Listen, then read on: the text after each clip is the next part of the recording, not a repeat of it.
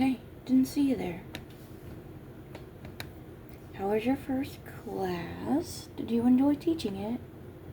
Really? I'm sure it wasn't that bad. Oh. Oh, they threw chairs. Okay, yeah, that's pretty bad. How did we even get to the chair throwing is my question. Okay. So let me get this straight. You were teaching the lesson, and this kid just started a fight. Like, out of nowhere. And he threw a chair. Okay then. Okay, so yeah, your first day of teaching was, eventful. Yeah. Wow. That's, yeah. That's pretty eventful, alright. I don't even know where to begin on that one. That's just, okay. Yeah, you look rough. Yeah. Well, this is my planning period, so I have about 30 minutes if you want to sit and chat.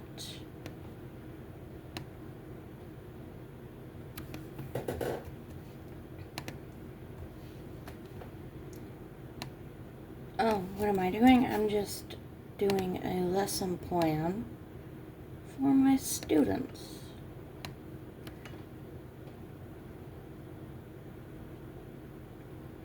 Yeah, you need better structure in your class. I know, that's what they all say. But seriously, do you even know what caused the kid to throw the chair? Or was he just, like, completely done with it? He was just like, nope, I'm done. Yeah. Sometimes that happens.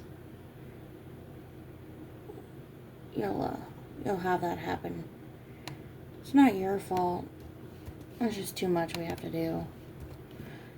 We pretty much have to play guidance counselor, therapist, teach them manners, things that they should know at home. I know. It's special. And it's hard, but it's one of those, the more you try to push back and tell the parents, hey, you probably should do this, the more they're gonna, like, come at you and be like, no, do your damn job. You know, what the hell am I supposed to do? You can make them do this and that. It's like, no, I can't make them do anything. But some parents seem to think that, we can just, force their kid to sit in a chair and, do what we want. Not how that works. At least not anymore. I'm sure that's how it worked way back when. But, it's not how that works anymore.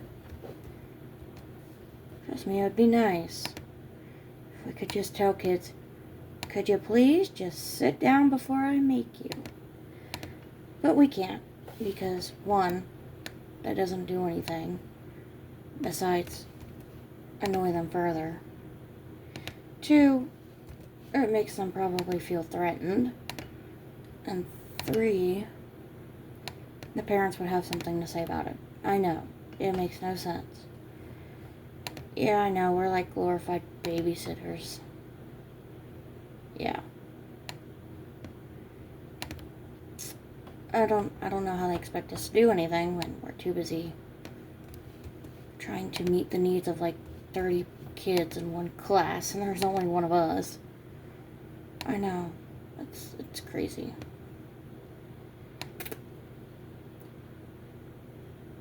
But yeah, as I told a parent last week, I was like, well, if you people would teach your kids, manners at home, You wouldn't have to keep coming up here. Yeah, I know. They were like, what do you mean? I said, well, your kid just shoved somebody because they said something they didn't like. I said, now that doesn't sound like very mature behavior, now does it?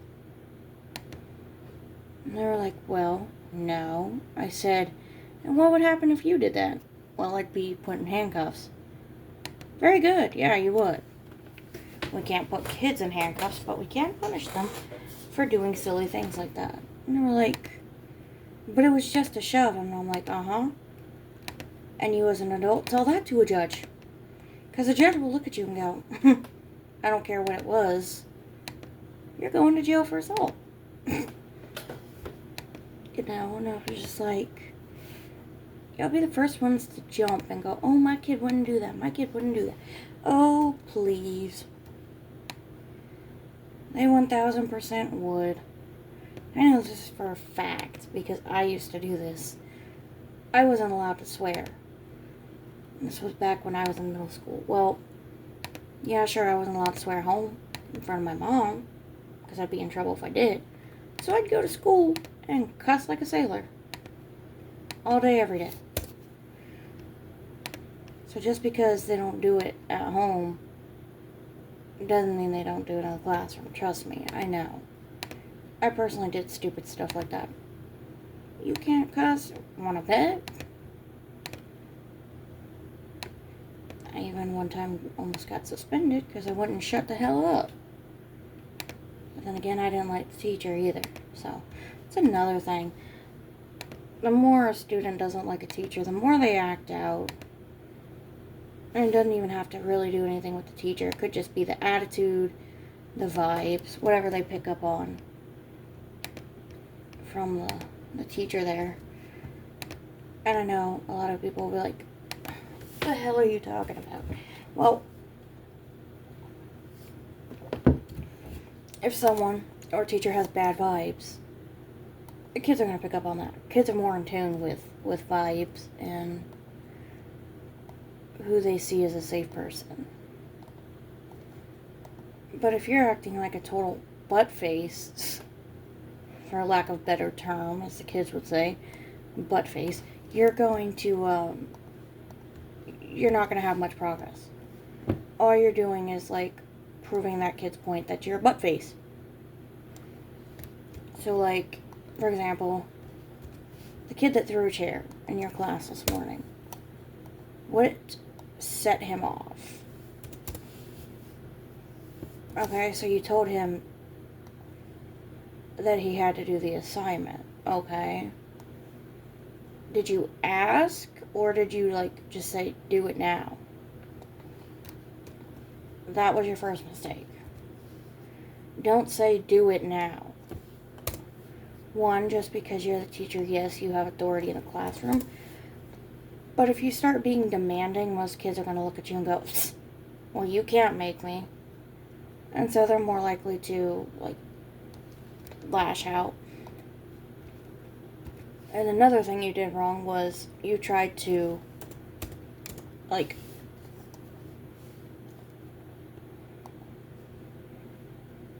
okay, so yeah, not a good idea. You shouldn't have taken this fidget. That's probably what set him off right there.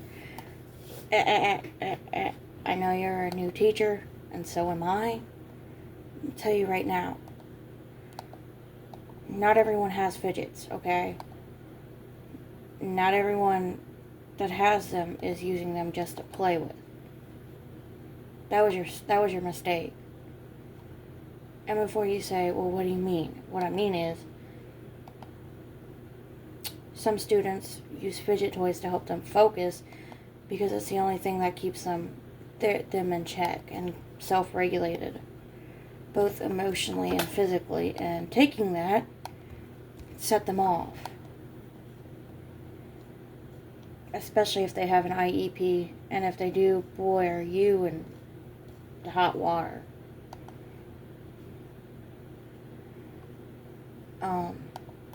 But no, taking the fidget is not the best option.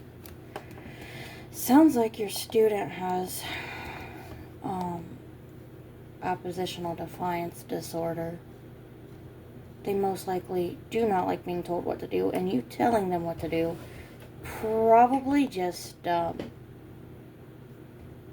pissed them right off, for lack of a better term. It probably drove them up a wall.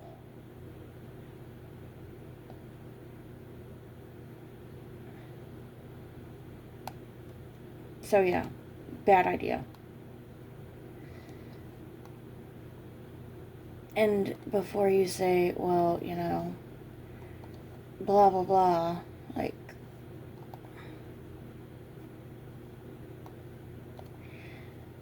taking the fidget was the worst thing you could have done. Honestly, it really is. Because you took away their way to regulate themselves. And yeah, that was a bad idea. Like 1000%. You shouldn't have done that. I know, and you know, you're gonna think I'm an ass, but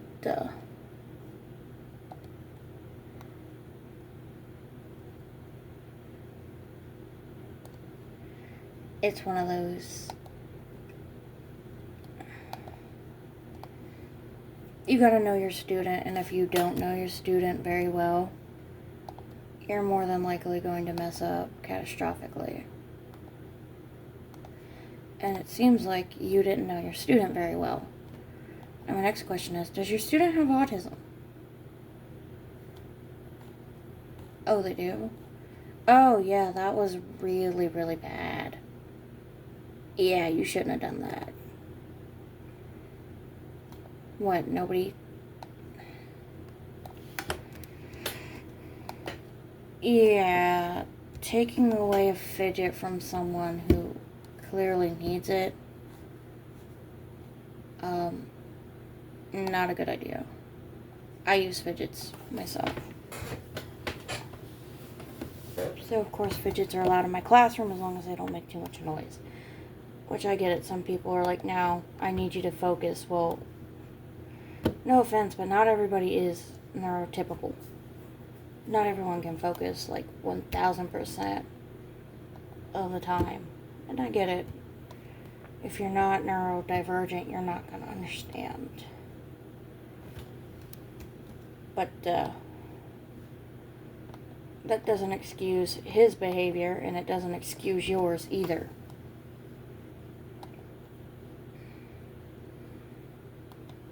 Like, I get it. He was having a meltdown because you told him what to do. He didn't want to do it. He was avoiding the task, and by having that meltdown, he was kind of avoiding doing said task. And when he started to calm down with his fidget, you took it away. That was a mistake. Because once he was starting to get regulated, he could have started the task. And then you wouldn't have had this problem.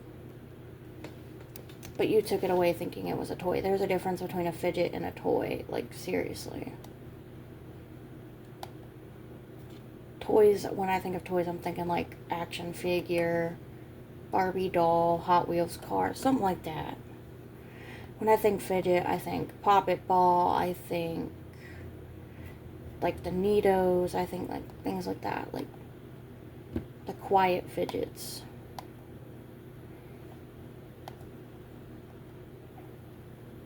But I'm assuming you didn't really pay attention in your class when you were in college. Really? You thought it wasn't important? Why would you think that?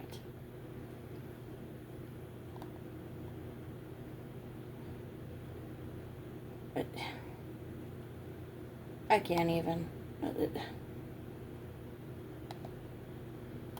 Why? Why would you think it wasn't? Because you didn't think you'd have to deal with a student like that?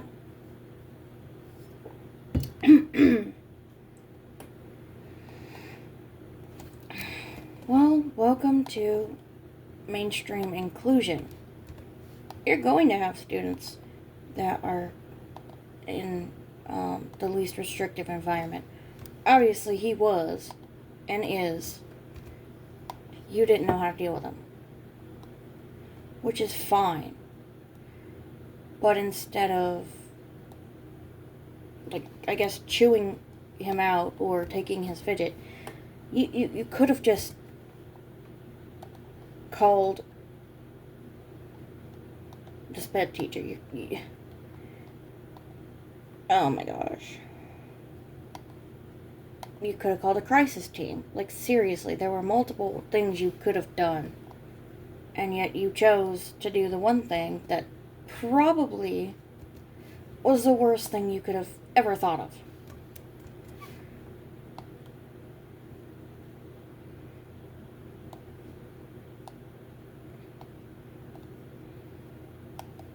You could have called the behavior specialist. Like, seriously.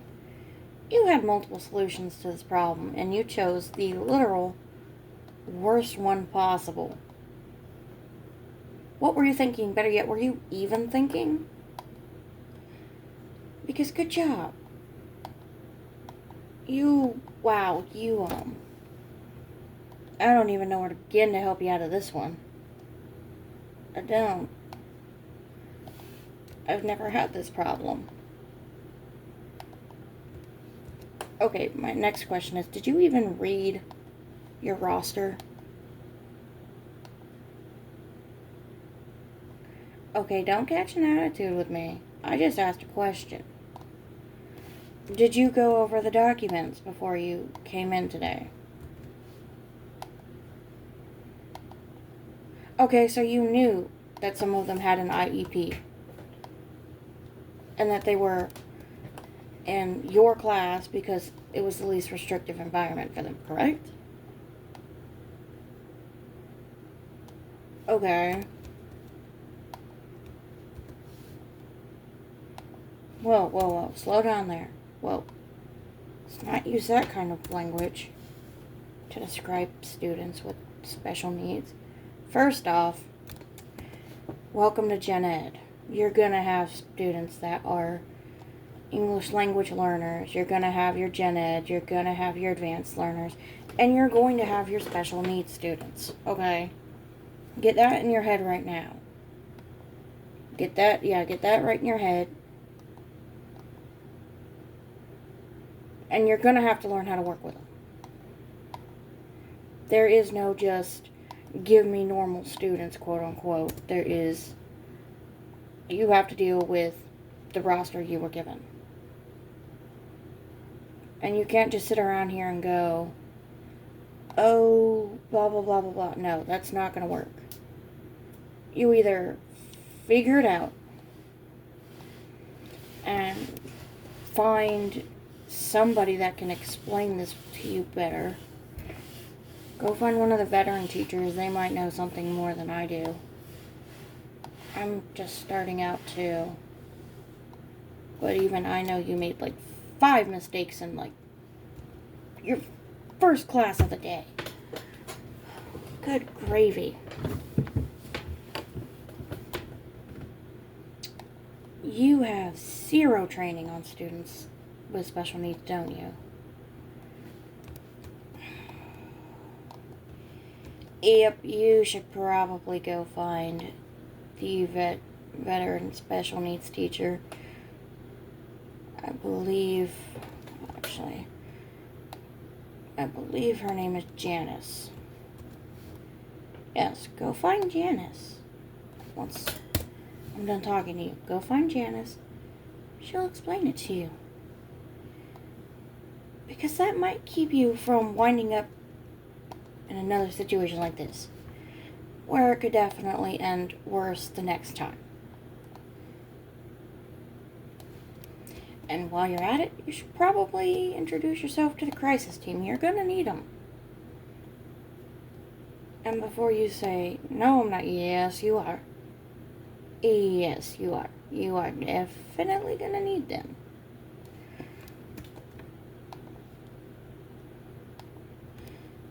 Did you miss the freaking PD day? I mean, seriously.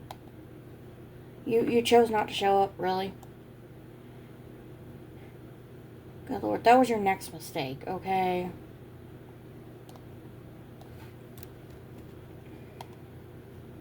You didn't think it was important. Really? Okay, so you definitely are going to... Yeah. You're definitely going to need to meet with Janice. And the admin. Because I guarantee you, you are going to hear all about this little incident. And you're probably never going to live it down. And you're probably going to get reprimanded for it. Yeah, your first day is obviously not going too well. Oh my gosh. You're supposed to be working with Janice. Like, seriously. You didn't even look at your freaking roster. Why? Why didn't you look at the roster? And why didn't you look over the documents?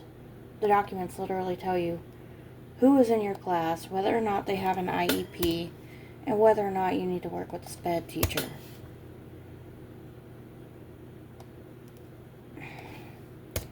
Once again, did you seriously just say you didn't think... oh my God.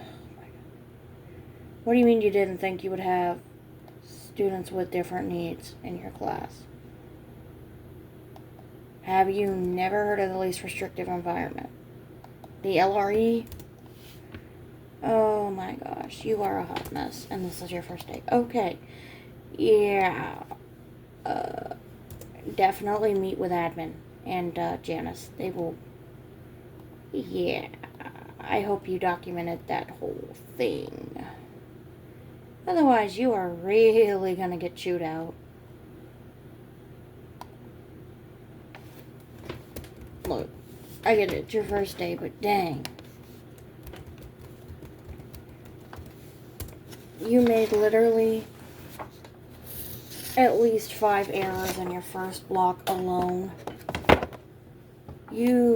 Wow. Alrighty then.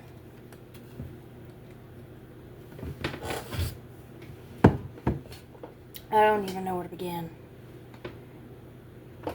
You literally have completely messed all the way up.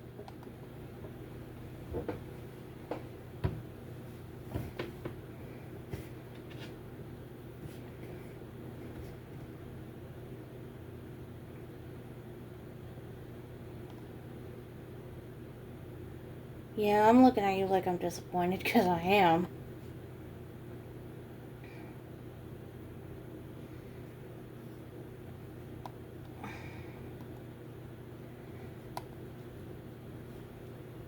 Look, I'm not the one making dumb decisions here.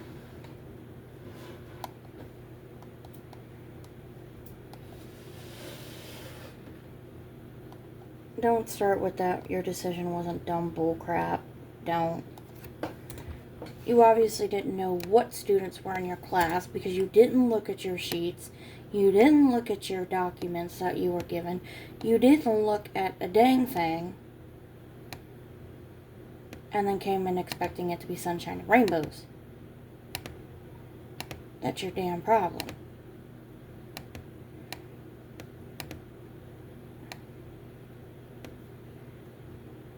And there is no such thing as a quote-unquote normal class either. Your classes consist of whoever they put in them. And normal does not exist. Deal with it. You didn't think being a teacher would be this hard? Really?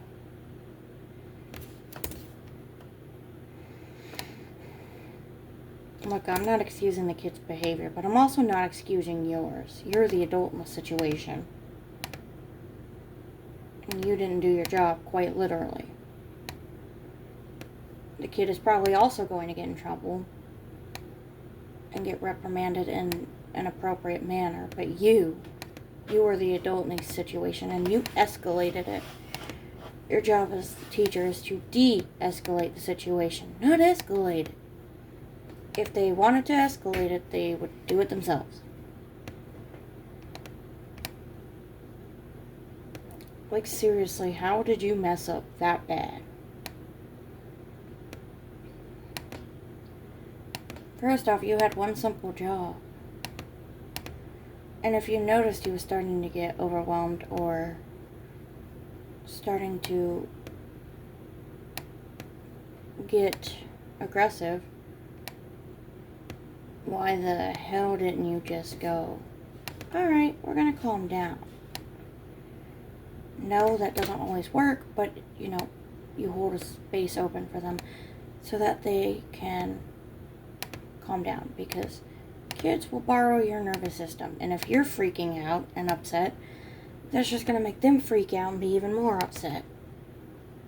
And then you wind up in a situation like you.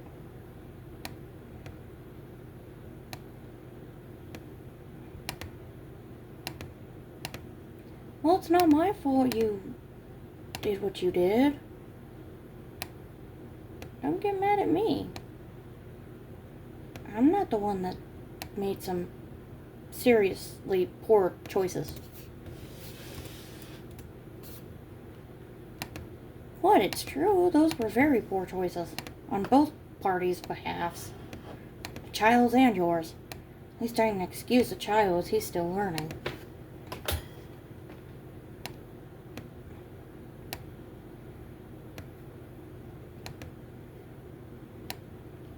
My word. You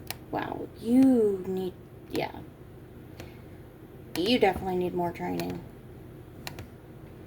And next time, don't skip the PD meeting. I don't care how unimportant you think it is. Because this one was where we got information on our class rosters. And you missed it. Seriously, you missed it because you wanted to go on a date? That's your excuse? Really? I don't care about your love life.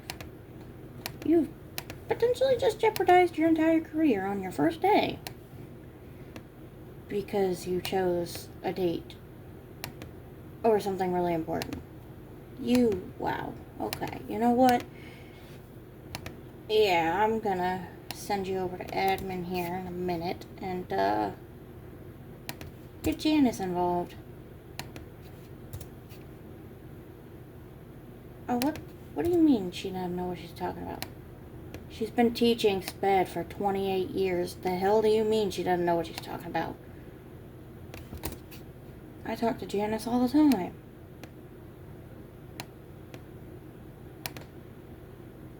She helps me with my students. And I work with her all the time for interventions and pull-out groups. Yeah, wow. No offense, but I won't be surprised if you get fired. It's not rude, it's the truth. This whole situation could get you fired. Don't look at me. You made a series of poor choices. And that's what I tell my students. You made a series of poor choices, and now here's your consequence. You may not like it. It may not be fair. But it's the consequence of what you did. You know what? Hold on. Janice, come over here. Yeah, I need to talk to her right quick. She's got one heck of a tale to tell you. And it's only her first day. Yeah. Alright, Janice. Well, I will talk to you later. And, you newbie, pay attention to Janice and the admin. They know what they're doing.